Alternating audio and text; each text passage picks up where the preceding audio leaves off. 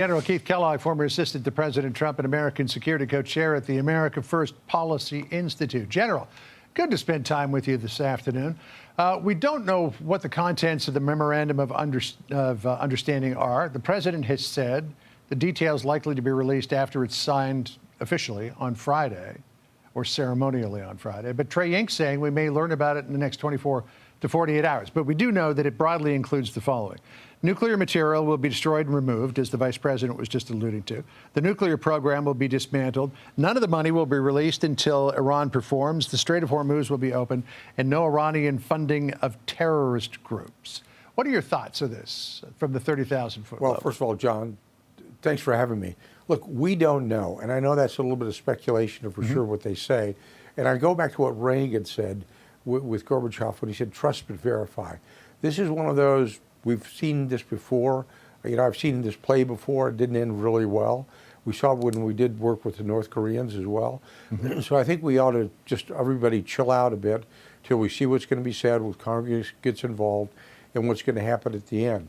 You know, the frustration I have, John, is that a lot of comments being made now, they don't give you a full range of the discussion. You know, just yesterday, I heard a very senior politician talk about the difference between the Joint Comprehensive Plan of Action, JCPOA, better known as the Iran nuclear plan. We used to call it JCPOA, and that's a lot like Obama. No, it's not. I said the fact is, very simply put, under JCPOA, and one of the frustrations the president had was there were sunset clauses.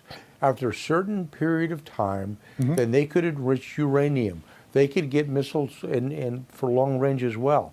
And when that happened, and the Security Council said you can do it, well, how do you get it back? So I think President Trump was very concerned about this thing being delayed.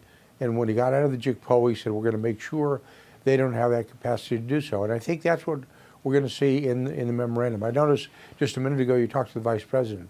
I don't know who's going to get it. I don't know if Moldova's going to get it or the IAEA. But we may need to make sure that that enriched uranium leaves Iran.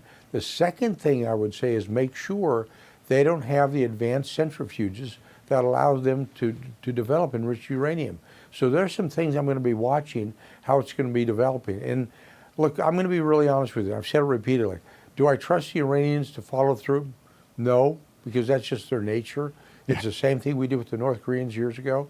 And I think this whole thing about trust but verify is going to be true. The good news is we now have a president that without question is willing to take action against the Iranians if they violate the agreement, whatever it's going to be. So you said there that some of the president's critics say this is the same as the JCPOA, as you call it. Well, here's one Democrat who says it falls short of that. Listen to Senator Jack Reed. So we have spent billions of dollars. We've lost 14 personnel killed in action, hundreds wounded, and we've disrupted the world economy, and we're getting basically less than what we had under the JCPOA, which President Trump walked away from.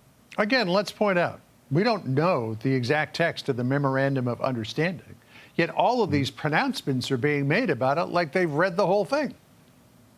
Oh, I agree. In fact, you know, Jack Reed, frankly, is full of crap. I cannot believe he made comments like that. What he didn't tell you on that show yesterday was the restrictions that we did not put on the Iranians, and that was the sunset clauses. That's what frustrated us during the first term. And so when he says things like that, he really just saying that for political purpose, not for purposes to explain it to the American people. I think that's one of our obligations, is we need to have the American electorate fully informed of what's happened. Go left limit to right limit. Tell them that. I used to tell my people when I ran the National Security Council, you have an obligation to tell the president everything from left to right, and then he makes the decision because he got the Electoral College votes. We didn't. But that happened yesterday, and when he said that, I just couldn't believe it. I said, I don't believe he's saying things like that, because he's lying to the American people about what the restrictions were. Tell the American people why we got out of the JCPOA and why it's not like Obama. And the biggest thing were the sunset clauses.